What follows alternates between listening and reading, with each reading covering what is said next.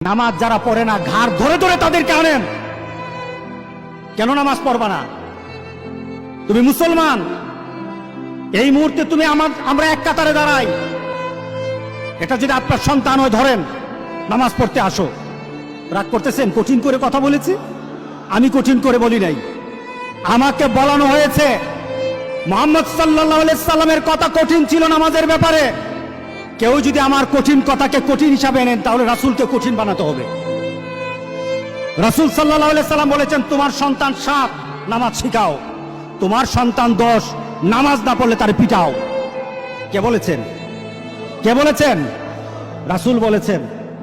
তাহলে রাসূল কঠিন হলেন না? নামাজের ব্যাপারে কঠিন না? নামাজের ব্যাপারে আমরা কখনো সহজ হব না। কাজে তো সবাই ইনশাআল্লাহ।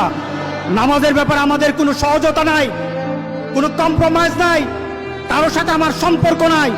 নামাজ আছে তো Likey